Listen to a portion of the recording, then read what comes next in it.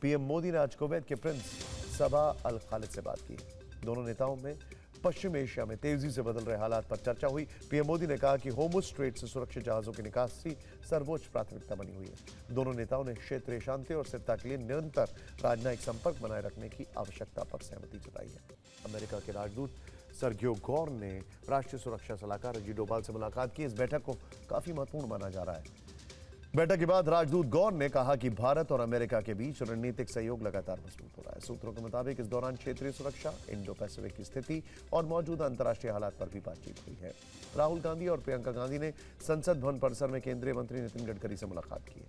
यह मुलाकात Rajasthan bus truck body makers association के प्रतिनिधियों के साथ हुई है, जिन्होंने अपनी समस्या को उठाया। दरअसल बसों और ट्रकों में आग की घटनाओं के बाद केंद्र सरकार ने नए कानून बनाए हैं और लाइसेंस फीस में वृद्धि की।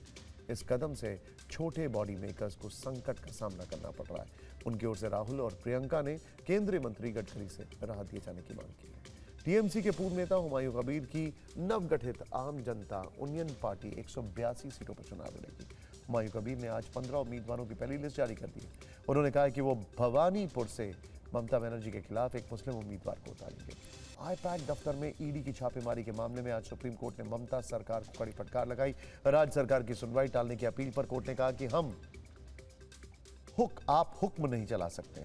कोर्ट ने राज्य सरकार को याद दिलाया कि अदालत पहले ही 4 हफ्ते का समय दे चुकी है। ईडी की रेड के दौरान ममता बनर्जी के आने पर कोर्ट ने कहा कि आपने जो किया वो ठीक नहीं था। चेक बाउंस मामले में दिल्ली हाईकोर्ट ने राज्यपाल यादव की अंतरिम जमानत 1 अप्रैल तक बढ़ा दी है। कोर्ट ने कहा है कि आपने पर्याप्त धनराशि दे दी है, इसलिए हम आपको दोबारा जेल नहीं भेज रहे हैं। राज्यपाल यादव ने कहा है कि हम पैसा दे चुके हैं, 2 करोड़ का पहले भुगतान कर चुके हैं, 8 करोड़ नहीं दे पाए तो सामने वाली पार्टी ने कहा कि जेल में डाल दो। इस पर कोर्ट ने कहा कि आपको एक सलाह है कि आप ऐसा कुछ भी ना बोले जो आगे जाकर आपके खिलाफ हो जाए। पश्चिम एशिया में युद्ध से दिल्ली में 5000 करोड़ रुपए का व्यापार प्रभावित हुआ है। Chamber of trade and industry chairman Brijesh Goyal ने यह दावा किया है। उनके मुताबिक रूट ब्लॉक होने से होटल, रेस्टोरेंट, बैंक्वेट, ढाबों और स्ट्रीट फूड वेंडर्स पर सिलेंडर संकट की मार पड़ी। सप्लाई चेन पर प्रतिकूल असर पड़ा है। इससे चांदी चौक, खारी बावली, भागीरथ पैलेस, कश्मीरी गेट और सदा बाजार समेत कई बाजारों में चिंता है। नेपाल के खोटांग जिले में आज एयर डायनेस्टी का एक हेलीकॉप्टर लैंडिंग के दौरान क्रैश हो गया। इस हेलीकॉप्टर में पायलट समेत एक ही परिवार के 5 लोग सवार थे, जो काठमांडू से अपने एक परिजन के अंतिम संस्कार में शामिल होने खोटांग जा रहे थे। इस हादसे में एक यात्री के घायल होने की भी खबर